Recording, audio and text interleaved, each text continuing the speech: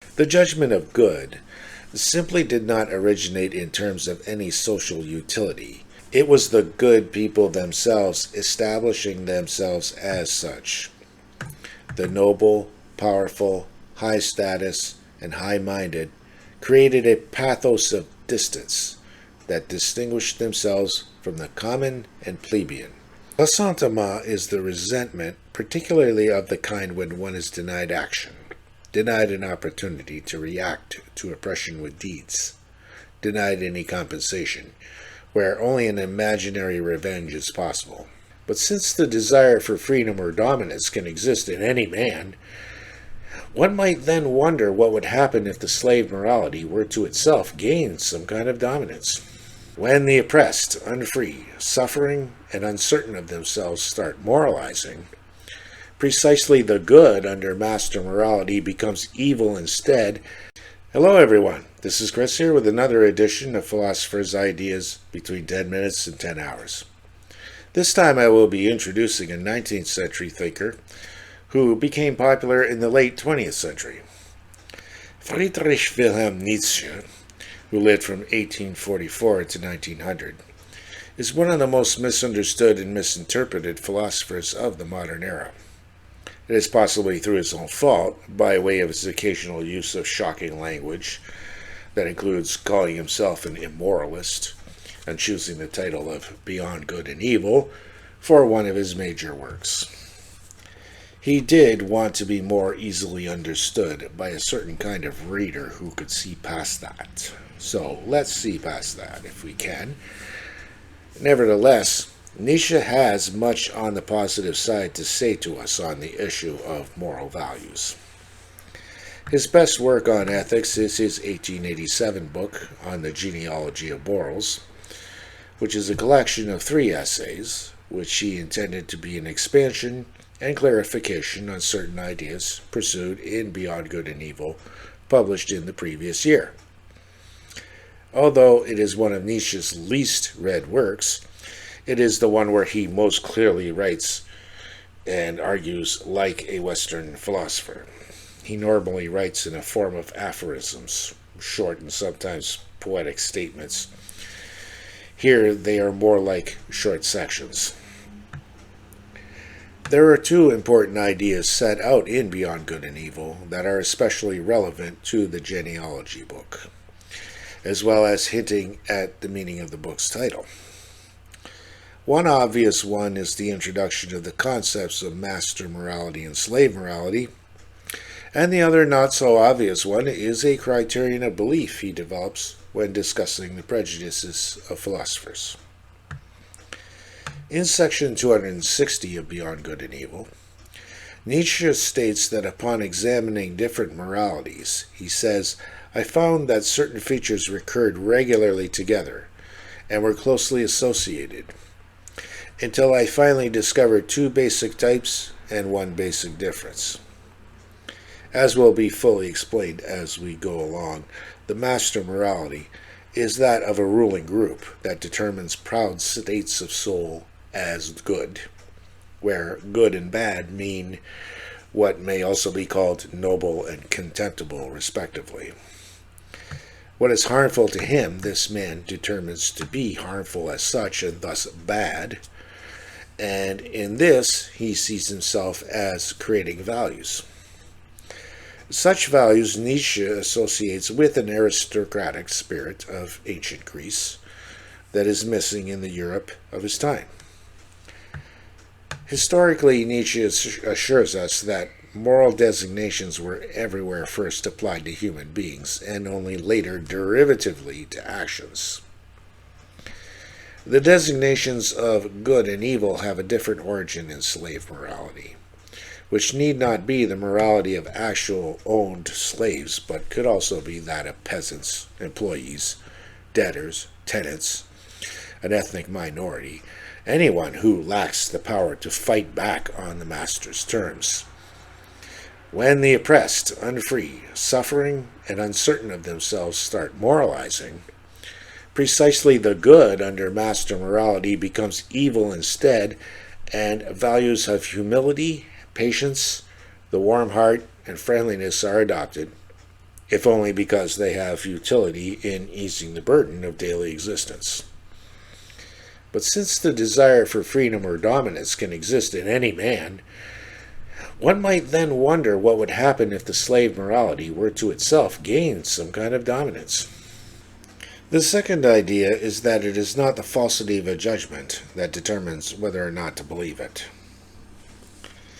And Nietzsche tells us on section 4 of Beyond Good and Evil, the falseness of a judgment is for us not necessarily an objection to a judgment. In this respect, our new language may sound strangest. The question is to what extent it is life-promoting, life-preserving, species-preserving, perhaps even species-cultivating. And we are fundamentally inclined to claim that the falsest judgments are the most indispensable for us, that without accepting the fictions of logic, without measuring reality against the purely invented world of the unconditional and self-identical, without a constant falsification of the world by means of numbers, man could not live. That renouncing false judgments would mean renouncing life and a denial of life. To recognize untruth as a condition of life, that certainly means resisting accustomed value feelings in a dangerous way. And a philosophy that risks this would by that token alone place itself beyond good and evil. So here we see a criterion of belief, similar to the criterion of truth, adopted by the American pragmatist philosopher William James, about whom I have a video made already. In the view of James, truth has a cash value in terms of the true idea, also allowing us to predict and control, as well as having internal coherence and correspondence to reality. For James, when I get lost in the woods and follow a path that will then lead me to a farmhouse, or when I book a ticket to Japan and fly there under the assumption that Japan continues to exist, these presumptions working out well for me leads me to call them truth, as well as justifying belief in them. Nietzsche, however, refuses to call it a truth when we potentially should believe something on the basis of it being healthy for individuals or a society, or even indispensable for us, such as the fictions of logic and the sciences. He generally does not propose that we can gain knowledge in metaphysics or ethics, and does not consider a will to truth to be the important thing, if it might interfere with the kind of vitality of life. He also believes that we can no longer seek the refuge of comfort and guidance in the pseudo-certainty of Christianity that has lost its psychological as well as its political power over us. This is the simplest explanation of what he means by proclaiming that God is dead. He knew, yes, people would continue to profess belief and attend churches, but God will no longer have the meaningful psychological grip over us, as he did during medieval times. For Nietzsche, Christianity created a will to truth that would turn itself against itself.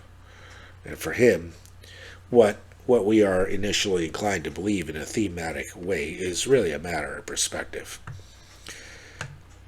For those who claim we can have no knowledge, that it is a matter of perspective, or just shrug and proclaim, well, who's to say? There still remains a question of what to hang our hats on. That question is an important one when Nietzsche goes on in the Genealogy to pose the question of the value of our value judgments. He asks, under what conditions did man devise these value judgments, good and evil? Have they hitherto hindered or furthered human prosperity? So now, after implying in Beyond Good and Evil that our beliefs should be preserving and cultivating, he is now continuing this theme in the preface to the Genealogy by asking what effect our value judgments have had on our prosperity. The first essay of the book, Good and Evil, Good and Bad, which is the topic of this presentation, is itself about the origin of these ideas. Only once we come to understand this origin will we find ourselves capable of questioning not just the value judgments of the ancients, but also those of the modern period that most people will treat as given and unquestionably valid. In the first essay, we have the historical development of the two modes of moral valuation. The judgment of good simply did not originate in terms of any social utility, or in praise from persons to whom goodness was shown, even if it may have such meaning today. It was the good people themselves establishing themselves as such. The noble, powerful, high status, and high-minded created a pathos of distance that distinguished themselves from the common and plebeian. In so doing, they seized the right to create values and coin names for them. Nietzsche wishes at the outset to contrast himself with contemporary British writers, the most known of which today is Herbert Spencer, who have taken a position that the origin of values had to do with utility, or in admiration of unegoistic actions. It is instead this pathos of distance, Nietzsche says, the protracted and domineering fundamental total feeling on the part of a higher ruling order in relation to a lower order, to a below. That is the origin of the antithesis good and bad. Such judgments as unegoistic will only come later as aristocratic values come into decline. It may seem natural to us today to assume that altruistic feelings must have been at the origin of moral values, because such moral sentiments are dominant today and have been for many centuries. But Nietzsche will use etymology, the origin of words, as well as his knowledge of history, to show us that such valuations are more recent than we commonly assume. According to him, where the good gets coined in various languages is where noble and aristocratic become good, running parallel with common, plebeian, and low transformed into the concept of bad. Nietzsche's German example is the etymology of schlecht, identical with the etymology of schlicht and schlechterdings. He also provides Greek and Latin examples. In the Greek poet Theognis, we also see character traits emerging to describe the nobility, where they are the truthful, as opposed to the lying common man that Theognis takes them to be. In this context, being truthful has the broad connotation of authenticity, more being what one is, an actualized potentiality that leads to the feeling that one has more human being than the commoners.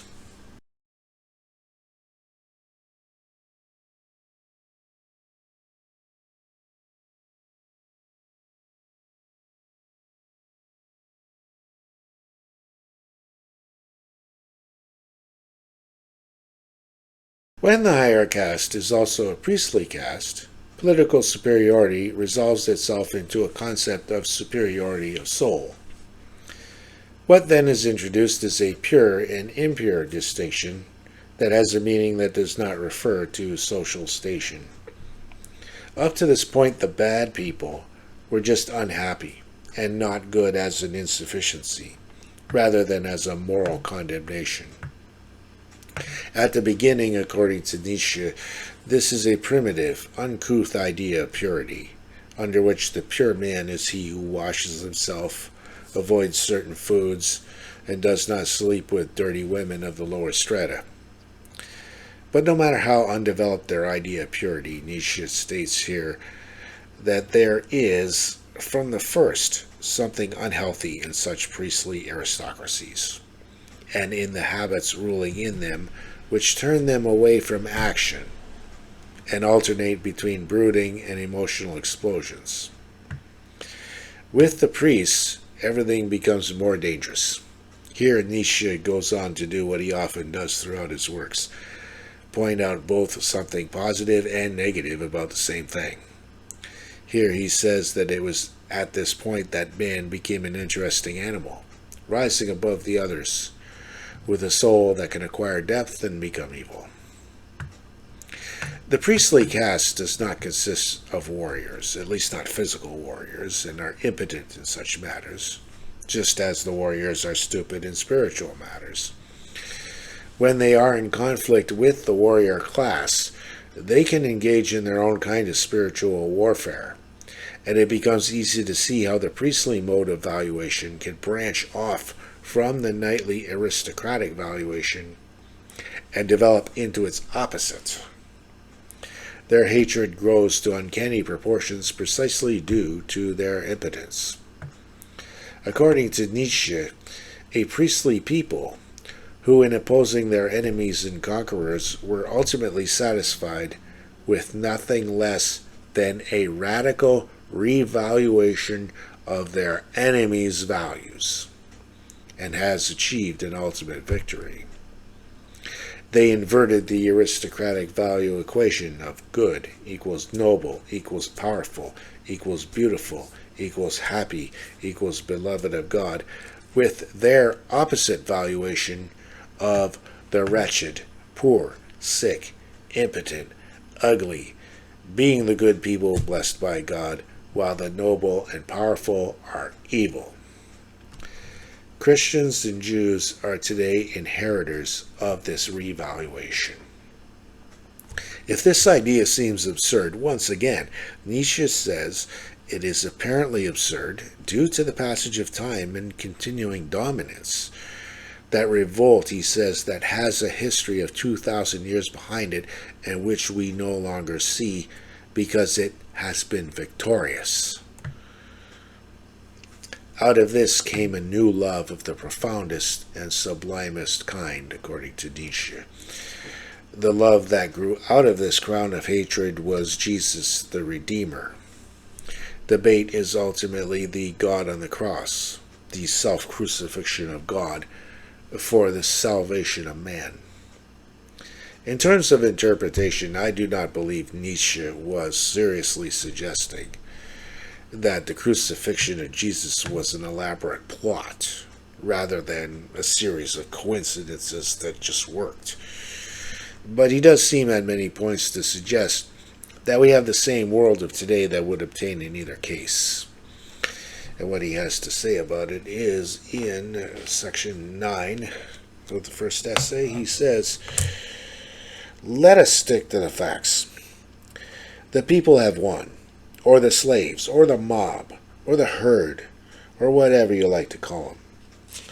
If this has happened through the Jews, very well. In that case, no people ever had a more world historic mission. The masters have been disposed of. The morality of the common man has won. The redemption of the human race, from the masters, that is going forward.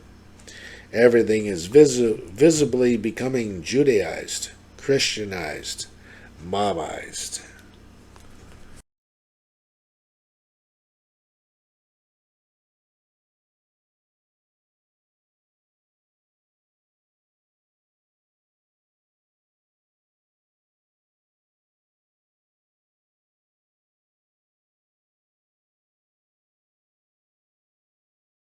At this point, before Nietzsche goes into any more arguing, we may be tempted to wonder why we should not accept this victory as right. After all, Nietzsche himself has portrayed master morality as not being the end product of a chain of disinterested reasoning, as well as something that produces its own enemy. It is perfectly consistent with his theory of a will to power in every man that the revolt was natural, inevitable, and he will effectively admit more rational when he attributes it to a cleverness developed as part of a reaction. Why not, as Marx does, and as Nietzsche does with the Christian will to truth, advise to let die what creates its own gravediggers? Nietzsche will argue nevertheless 3 reasons against slave morality: that it is based on false love, that it has leveled and sickened humanity to a point that has brought us to a dangerous and cynical weariness, and that it requires false doctrines of free will and immortality. Nietzsche uses a French word to characterize the psychological nature of the pseudo-love that leads to slave morals: ressentiment. Ressentiment is the resentment, particularly of the kind when one is denied action, denied an opportunity to react to oppression with deeds, denied any compensation, where only an imaginary revenge is possible. He says that the slave revolt in morality begins when ressentiment itself becomes creative and gives birth to values. A slave morality's creative deed is at its outset a no to what is outside of it, different, not itself. This is because it is a reaction to that other. Noble morality, by contrast, develops an affirmation of itself, originally at least without reference to an opposite. Where the opposite is apparent, noble morality sees it as a lack of what it affirms. Nietzsche develops ideas of the contrasting psychology of master and slave moral valuations that go beyond the impetus that created them. The noble man lives in trust and openness with himself, while the man of ressentiment knows how to keep silent, wait, not to forget, and provisionally be humble. On a macro level, Nietzsche asserts that a race of such men of ressentiment is bound to become eventually cleverer than any noble race. In a noble man, any ressentiment would exhaust itself in an immediate reaction and would not remain as an internal poison. The noble man then becomes incapable of taking enemies and their misdeeds seriously for very long.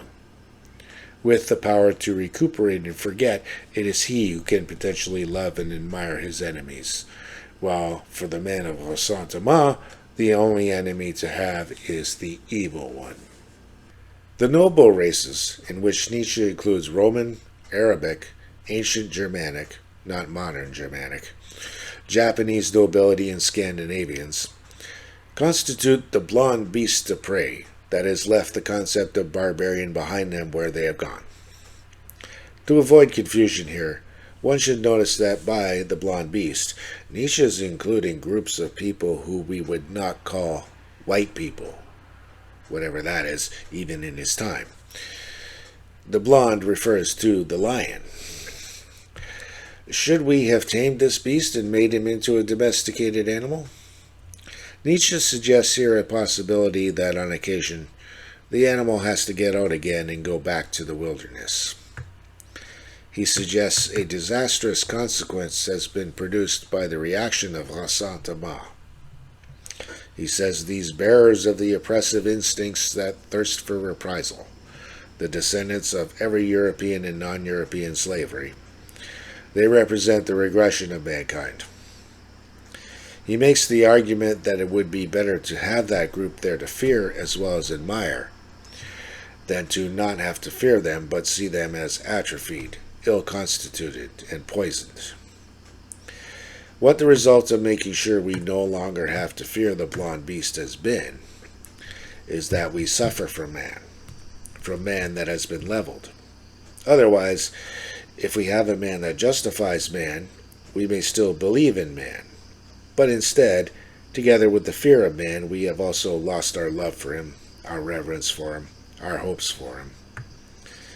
In general, there has been a leveling and diminution of European man that he says is our greatest danger. In section 12, he says, "For this is how things are. The diminution and leveling of European man constitutes our greatest danger. For the sight of him makes us weary. We can see nothing today that wants to grow greater. We suspect that things will continue to go down, to become thinner, more good-natured, more prudent, more comfortable, more mediocre, more indifferent. There is no doubt that man is getting better all the time. Here precisely is what has become a fatality for Europe. Together with the fear of man, we have also lost our love of him, our reverence for him, our hopes for him, even the will to him. The sight of man now makes us weary. What is nihilism today if it is not that? We are weary of man.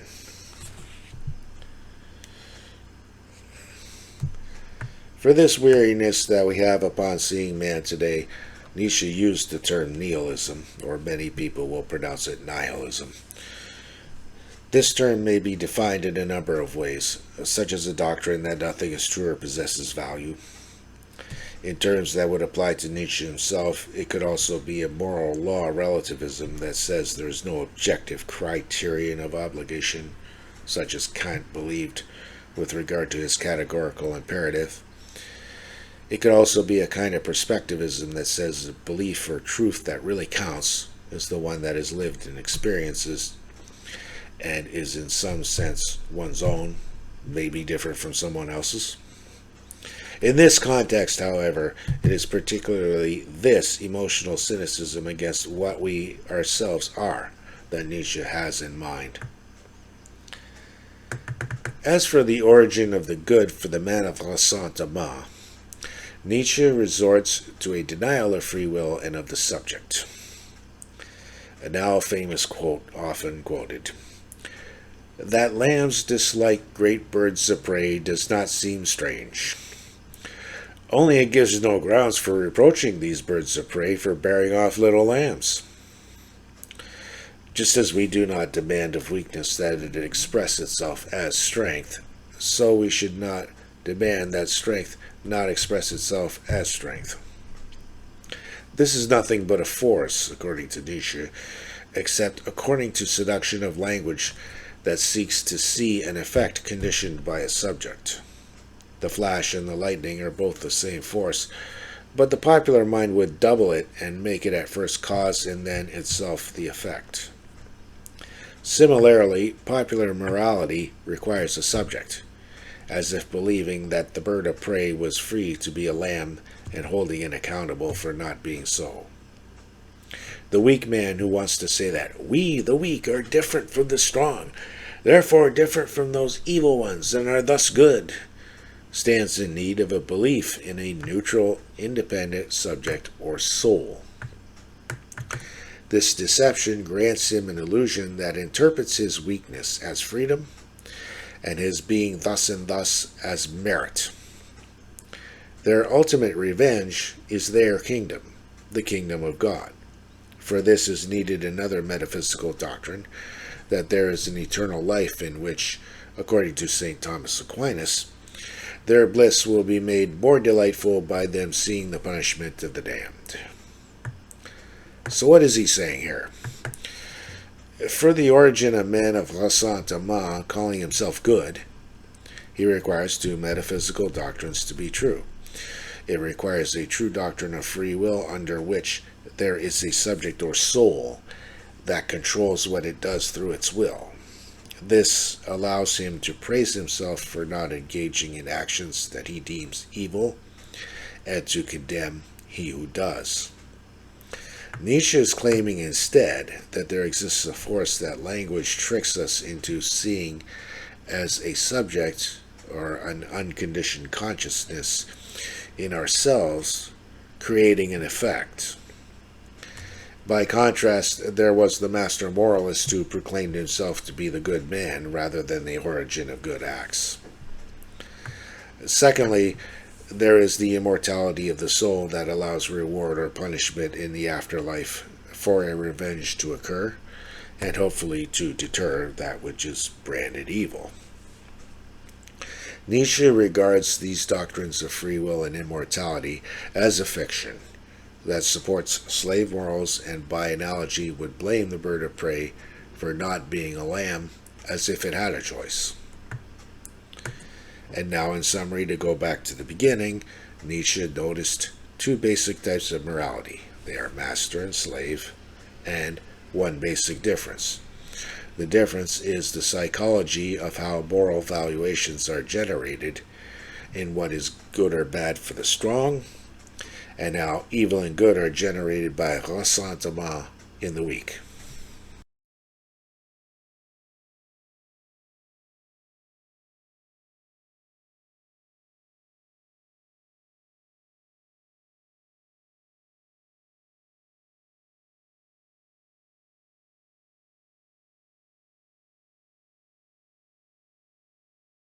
The struggle of the two opposing values of good and bad and good and evil can be described, according to Nietzsche, as ancient Rome against ancient Judea.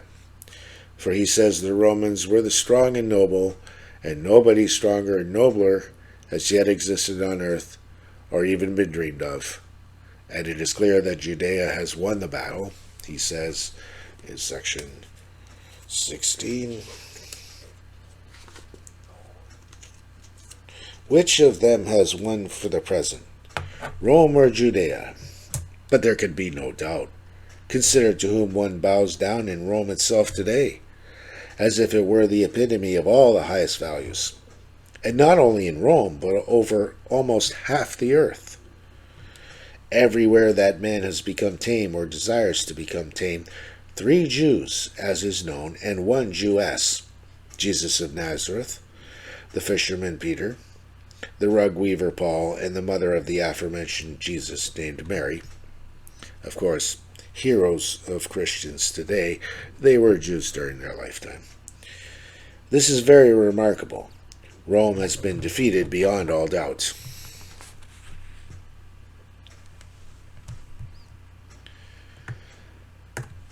According to Nietzsche, the battle may at times show a reawakening, with, for instance, the Renaissance showing some return to classical ideals, but with Judea squelching it with the reformation of the Church. According to him, the French Revolution was yet another triumph of Ressentiment that collapsed the French political noblesse. He also suggests Napoleon as a potential modern example of a noble ideal in the flesh that seems to belong to that earlier time as a last signpost to that other. Another part of Nietzsche's summary should be highlighted here at the end of my presentation of his ideas for its clue on how to interpret him. He says in section 17, the last section of the first essay, that it is clear that his aim has been to be beyond good and evil, but not to be beyond good and bad. Ultimately, the desire would be to overcome man, at least this leveled man that we find ourselves being in this situation. But for now, we are in this situation. And the task for the future, he describes at the very end of the first essay. He says, all the sciences have from now on to prepare the way for the future task of the philosophers. This task understood as the solution of the problem of value, the determination of the order of rank among values.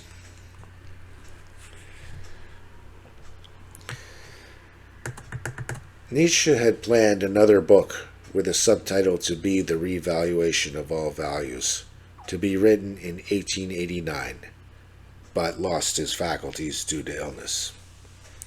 The need to dismantle the old law or old value tables is a theme also appearing in his previous 2 books.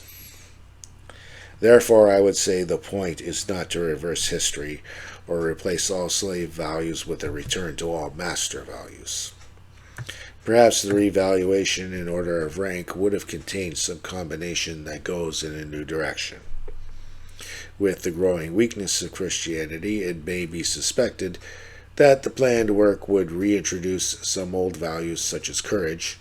It may seem that Nietzsche was right about the history of values when we look at Aristotle's Nicomachean Ethics. Aristotle makes clear in his theories, and in discussion of common opinions of his time, that courage was an important virtue in his culture that he affirms, along with pride and magnanimity. These are missing in the Christian 7 virtues that include humility instead. It then appears that a change in values had occurred, and that aristocratic values are no longer in the cultural mix after the fall of Rome. Perhaps just what we need is for people to be more proud and courageous. I have stated before 3 objections that Nietzsche had to slave morals: creation from Ressentiment, Nihilism, and needing false doctrines of free will and immortality. Are these objections tenable? In reverse order, I see no reason why freedom and immortality being a necessary condition for any morality, constituting a proof or any other kind of indication that such doctrines are false, or that they are false and we should disbelieve them anyway. As for his arguments against free will in the subject, he starts off with how we don't blame a bird of prey for what it does to something it hunts out of instinct for survival. Well, that's because we know that's the reason. It does not make sense to then apply it the same way when one human is cruel to another. As for an at least enduring, if not immortal, subject, any morality, including one that commands good rather than bad for healthiest survival, would require it and assumes at least an illusion of freedom, if that's what it is. There is no doubt that people have developed a cynical nihilism, but of what kind and what is its cause? Here he claims it is a nihilism of weariness of man, brought on by the victory of Judea over Rome. But before in Nietzsche's earlier works, it was the decay of Judaea's legacy of Christian ideals expressed in the proposition that God is dead. So which is it? My vote is the advance of relativism, epistemic and moral nihilism of people who can no longer seriously look to leadership from a church like they did in previous centuries. I think this contention from Nietzsche is a more credible theory. As for the argument that it is better to have and fear the strong man who does evil to us, the common man may want strong leaders who will defy them. But a ressentiment against tyrannical oppression, and a belief that justice is not the interests of the stronger ruling party, does go back into ancient Greece, in the minds of those who are not sophists. In Nietzschean language, we can think of ressentiment as the vitriol of the powerless. But anyone who has had conflict with a corporation, or who notices what some politicians do to dissidents, knows that the powerful have an even worse vitriol of their own. We might say they call it evil for them to ever to be held to account. Injecting pride and courage as virtues into the culture seems a better solution, or worth trying, rather than having meaner political and corporate leaders who are admired out of a Stockholm syndrome. If Nietzsche was right, why then no weariness between Caesar and Napoleon? If it was because the common man, seeking someone strong to obey, used to have a strong church to fall back on, then the nature of the nihilism we face is more primordially and first the death of God. I will close my direct criticism of Nietzsche with remarks about something from the start, his criterion of belief. To say that everything is false is self-nullifying. The doctrine that everything is false would, if true, be false. Therefore it is false. And it would hardly be better to say that this or that value is life-preserving or species-cultivating. We would have to evaluate the idea that proposition X is species-cultivating by determining whether belief in it is species-cultivating, and then whether belief in it being species-cultivating is species-cultivating, and so on to infinity. So then, wherein lies the wisdom of Nietzsche when he says all is false? I would think it more reasonable to say that there is a truth, and that if it cannot be known, we may still be justified in belief this way or that way when we need to act in our daily lives. There can be no doubt that Nietzsche has become an important figure. His observation that man will come to a crisis of values seems to be irrefutable in the world that we see coming after him. It seems his history of how values have come to pass is also difficult to question at most points, although it is not an analysis of what disinterested reason would have concluded. For those of you who are interested, I have a video up already about Martin Heidegger, who is considered to be Nietzsche's successor in the existentialist movement. And if you like my videos, hit those like and subscribe buttons. Thanks for watching.